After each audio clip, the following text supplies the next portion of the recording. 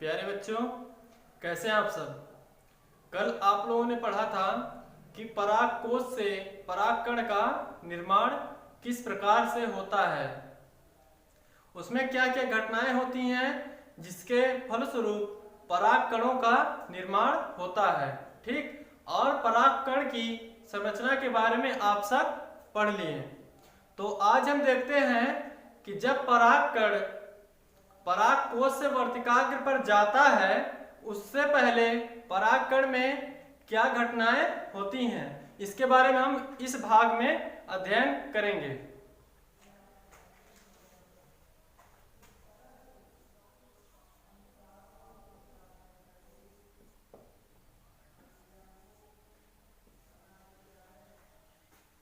तो सबसे पहले हम देखेंगे कि परागकण का जो चित्र था उसे देखते हैं।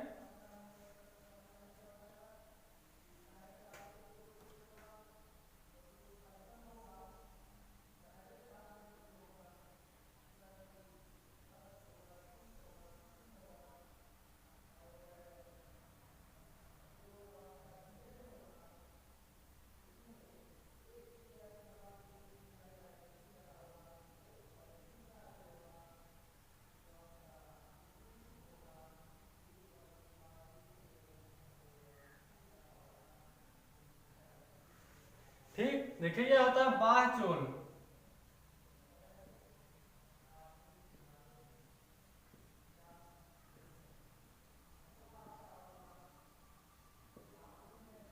बाह्यचोल और यह है अंतःचोल।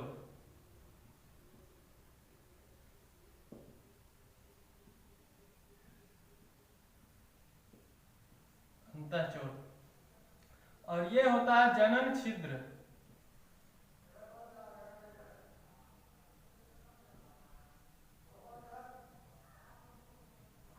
जनन छिद्र। ठीक, अब देखिए यह भाग बचा हुआ है जिसे कहते हैं केंद्रक।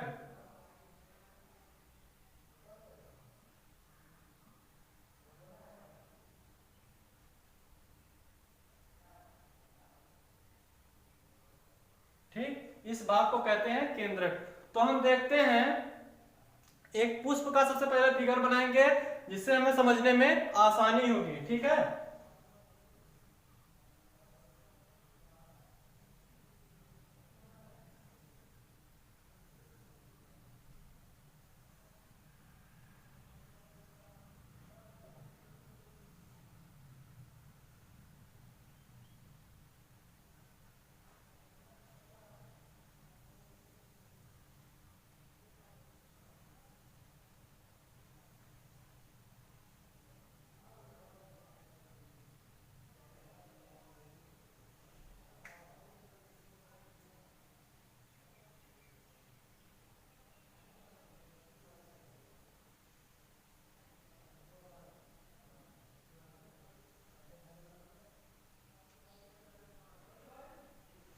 ठीक, यह पुष्प की संरचना हुई। ठीक, तो यह है बाह्य दलपुंज, यह दलपुंज है और यह है परागकोश।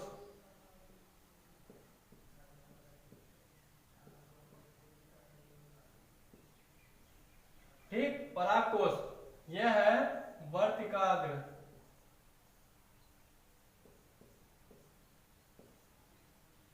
यह भाग कहलाता है वर्तिका। वर्तिका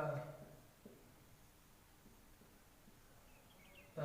देखिए इसके बारे में बहुत विस्तार पूर्वक, फिगर के बारे में विस्तार पूर्वक पहले भाग में हम पार्ट 1 में बता दिए हैं। तो इसमें थोड़ा समझने के लिए इन सब चीजों को लिखना आवश्यक है। ठीक, तो हम जानते, देखिए ये जो परागकण है, ठीक, इसका विकास होता है इसमें पराग कोश में। ठीक, तो पराग कोश में, पराग कोश से जब परागकण यहाँ पर आते हैं किसी माध्यम से, जैसे चाहे वह माध्यम हवा हुआ, मनुष्य हुआ, जल हुआ या कोई कीट हुआ, उस माध्यम से जब पराग कोश से परागकण आएंगे वर्तिकाग्र पर, ठीक, उससे पहले परागकणों में एक घटना होती है। उस घटना को हम देखते हैं क्या घटना होती है। ठीक, अब देखेंगे यह जो परागकण में केंद्रक होते हैं, यह विभाजित होते हैं। यह केंद्रक विभाजित होता है और विभाजित होकर दो भागों में बंट जाता है एक बड़ा भाग और एक छोटा भाग। ठीक है,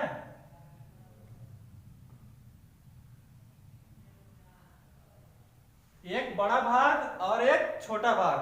तो बड़ा भाग जो होता है यह कहलाता है वर्धी केंद्रक।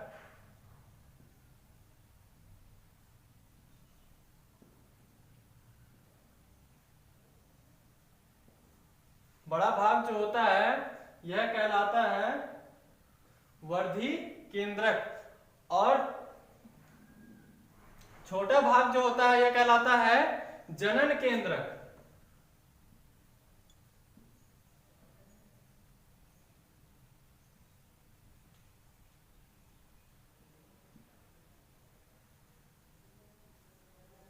ठीक, छोटा भाग क्या कहलाता है? जनन केंद्रक।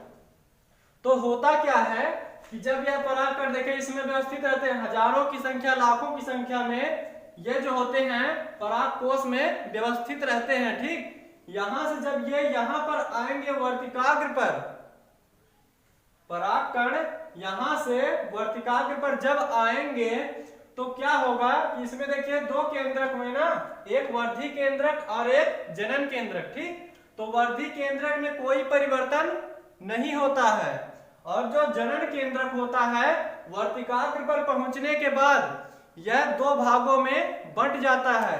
जब यह केंद्रक यहाँ पर ये परागकण यहाँ पर पहुंचेंगे तो इसमें परागकणों में उपस्थित देखिए यहाँ पर, यहाँ से आ रहे हैं परागकण, यहाँ पर वर्तिकाग्र पर पहुंच रहे हैं, और वर्तिकाग्र पर जब परागकण पहुंचेंगे तो परागकण में जो उपस्थित जनन केंद्रक होते हैं वे दो भागों में विभाजित हो जाते हैं, और उन दोनों भागों को जैसे देखिए जो जनन केंद्रक है ये दो भागों में इस प्रकार से विभाजित हो जाएंगे। अब इन दोनों भागों को कहते हैं नर युग्मक।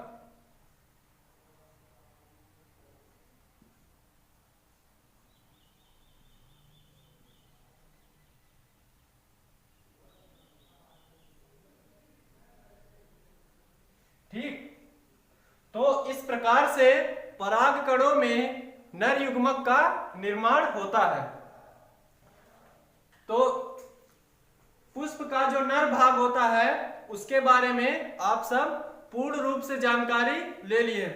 अब देखते हैं पुष्प का जो मादा भाग होता है, ठीक, या जिसे जयांग कहते हैं, उसमें किस प्रकार से मादा युग्मक का निर्माण होता है।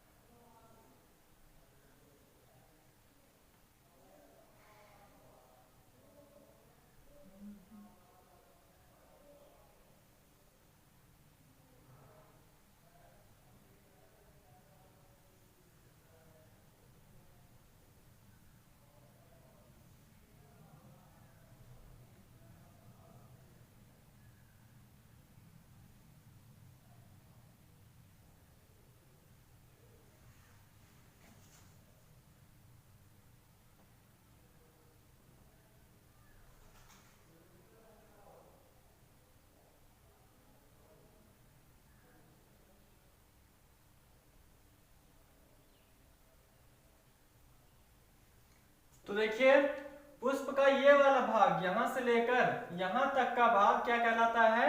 जयांग। ठीक, तो जयांग में हम देखेंगे कि यह जो अंडाशय होता है, अंडाशय का एक फिगर देखेंगे, थोड़ा सा इसे बड़ा करके देखेंगे, और उसमें देखेंगे किस प्रकार से मादा युग्मक का निर्माण होता है। तो मादा युग्मक के निर्माण से पहले हम देखेंगे परिपक्व जयांग की संरचना। ठीक,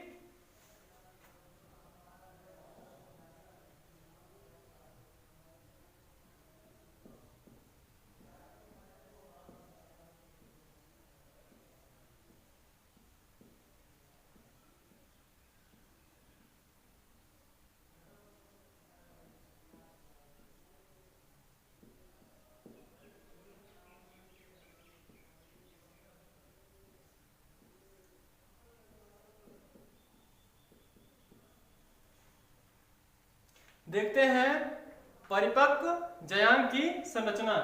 तो अब हमें ये देखिए, अब हमें क्या देखना है, सिर्फ इतने भाग को देखना है। इसमें जयांग की पूर्ण संरचना आप लोगों को दिख जाएगी। ठीक है, तो इतने भाग को देखते हैं।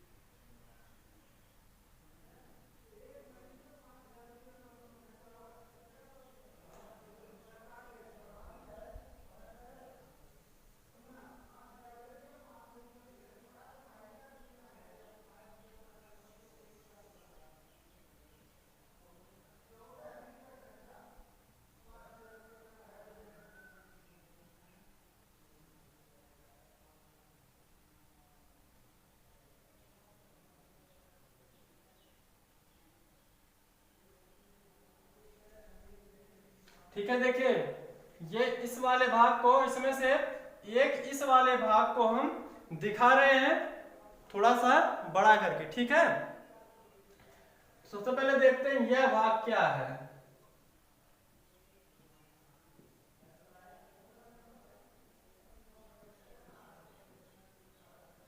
वर्तिकाग्र, और यह भाग कहलाता है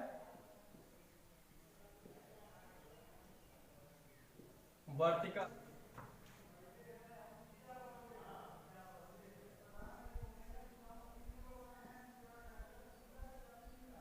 बीजांड। ठीक, बीजांड के बाहरी आवरण, देखिए जो बाहरी आवरण है इसे कहते हैं बाह्य आवरण।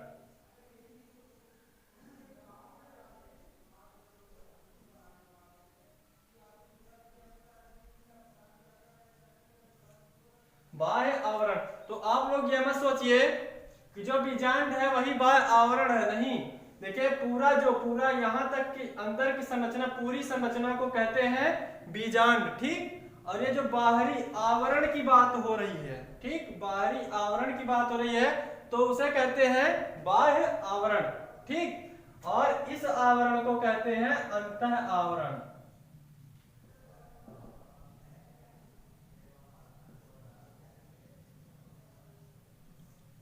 ठीक, इस आवरण को कहते हैं अंतः आवरण।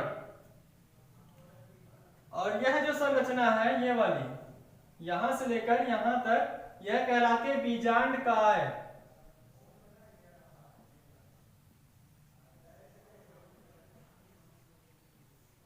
बीजांड काय। ठीक, और देखिए यह संरचना बीजांड वृंत कहलाती है।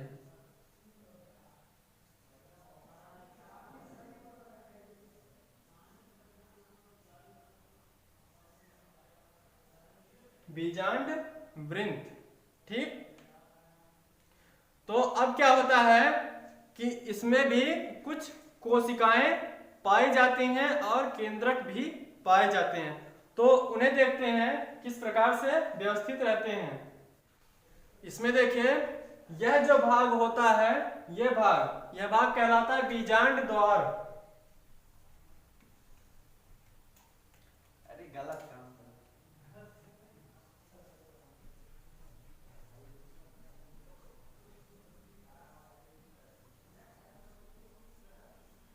बीजांड द्वार, और इसमें देखिए 7 कोशिकाएं पाई जाती हैं। ठीक, तो एक बार फिर से देख लेते हैं। बीजांड द्वार जो होता है इसके ठीक सामने वाला भाग, यह वाला भाग कहलाता है निभाग।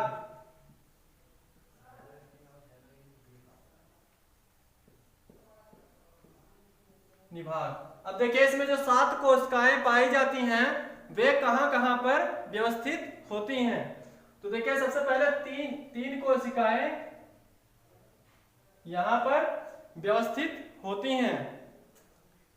3 कोशिकाएं यहां पर व्यवस्थित होती हैं, जिसे प्रतिमुख कोशिकाएं कहते हैं। ठीक, इन कोशिकाओं को प्रतिमुख कोशिकाएं कहते हैं।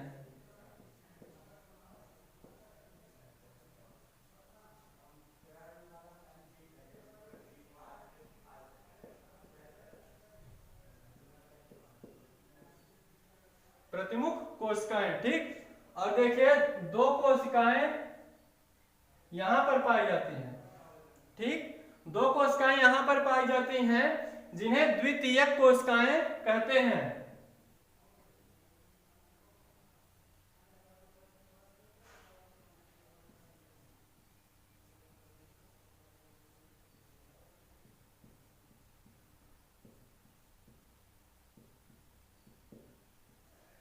द्वितीयक कोशिकाएं, ठीक। और तीन नहीं, देखिए यहां पर एक ही कोशिका पाई जाती है, एक ही कोशिका पाई जाती है जिन्हें द्वितीयक कोशिकाएं कहते हैं। इस कोशिका में दो केंद्रक पाए जाते हैं, ठीक।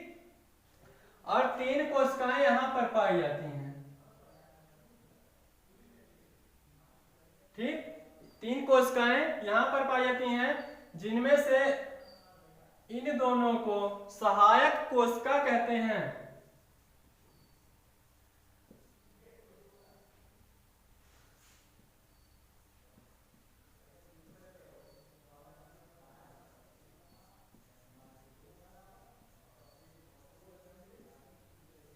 सहायक कोशिका। अब देखिए यह वाली जो कोशिका बची, ये वाली पिछली वाली, इसे कहते हैं जनन कोशिका या अंड कोशिका।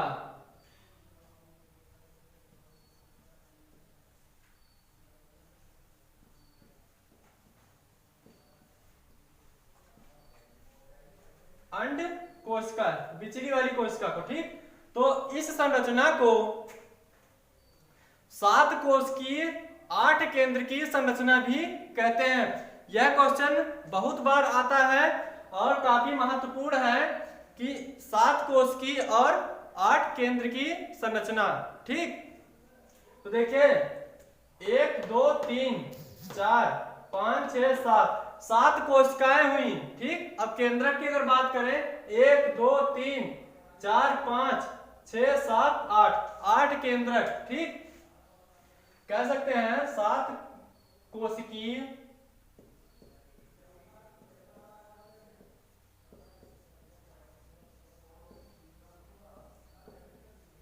8 केंद्र की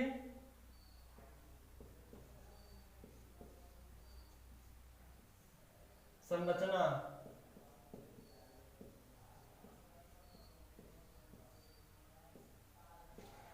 इस पॉइंट को बहुत विशेष रूप से ध्यान देंगे, ठीक है। तो यहां पर पूरी संरचना पूर्ण हो चुकी है। अब अगले भाग में हम बताएंगे कि जो अंड कोशिका होती है, अंड कोशिका को देखिए मादा युग्मक भी कहते हैं।